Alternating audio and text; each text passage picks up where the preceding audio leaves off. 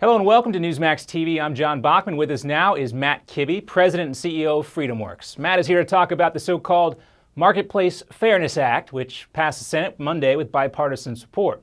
Matt's joining us now from New York City. Thanks for being with us, Matt. Hey, thanks for having me. All right, so this bill, which got more than a dozen Republican votes, I think, would start taxing online purchases from companies like Amazon and other large internet outlets. Were you surprised by how many Republicans voted in favor of it? Not only that, and the bill's main sponsor is Senator Mike Enzi, a Republican as well. Yeah, I was surprised, and this has everything to do with a lot of business interests and also state governments looking for new ways to raise revenue to balance their budgets. And so it's parochial interests and insider politics at its worst. And unfortunately, we lost a number of Republicans on this, and we have to do something about that to make sure that there's enough attention once it goes to the House that we can stop it.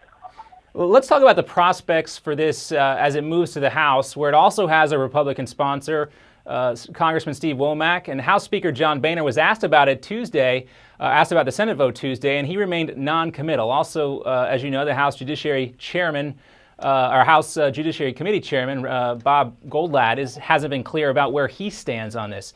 Of course, we usually see such a negative and sharp reaction to any new proposed taxes in Congress. Why is this bill, I know you mentioned the business interests here, but aside from that, why is this bill any different?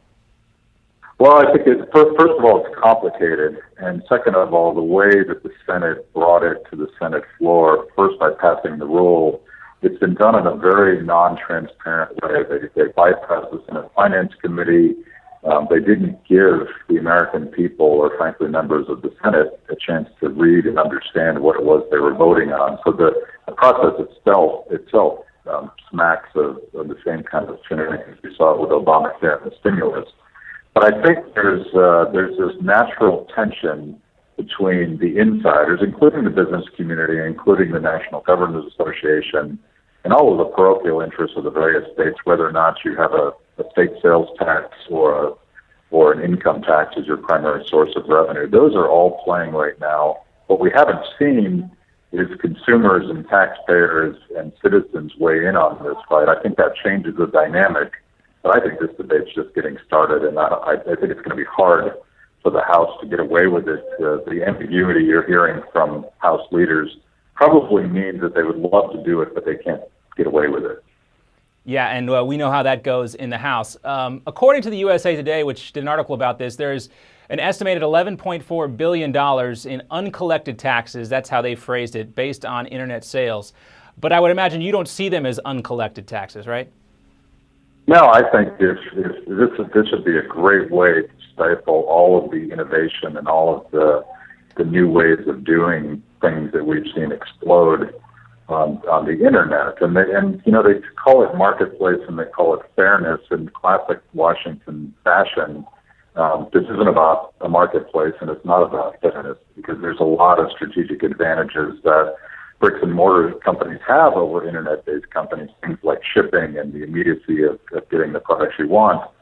And if you really lift the covers on this thing, you see that it's the big dogs, companies like Amazon and Walmart, who are both internet companies and bricks and mortar companies, and that's the rub. It's the big guys that think that they can win in this heavily complicated, regulated world with all of these multiple tax jurisdictions.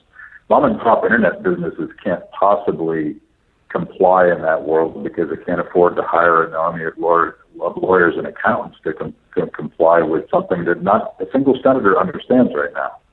Yeah, and like Obamacare, there's a cap on this, and it won't affect businesses, I believe, until they make $1 million through their online sales. So some of the coverage that I've seen, some businesses say they don't want to grow over $1 million so they can avoid having to pay this.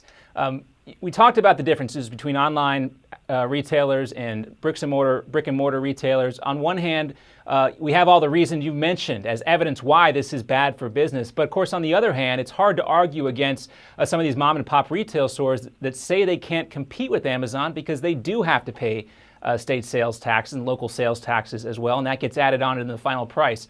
What is one way to deal with this issue that FreedomWorks would support? Well, I think the best way to deal with it is through innovation and competition. The fact of the matter is that nothing stays exactly the way it was before.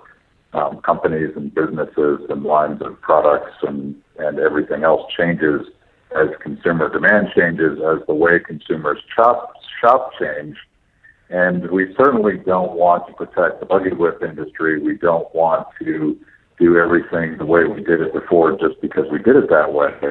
I think what you're seeing is a democratization and liberation of consumers online where they can actually find what it is they want, whether it be at their local store or someplace else. And I think that's a good thing, not a bad thing. So I don't really see a problem to fix. The scary thing is understanding that if the federal government creates this infrastructure and forces local businesses to become tax collectors and enables all of these various taxing entities to impose bureaucratic controls on small businesses in other states, you're basically creating an infrastructure that would allow for imposition of a national sales tax on top of the income tax. There's no way that governments are going to live within the constraints and the promises of this bill, and you see that every time we pass a new law.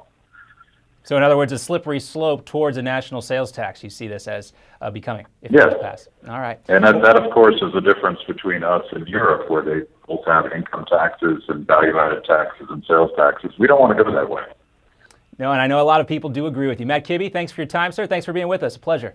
Thank you. All right. All right, Matt, we're all clear. Thanks a lot.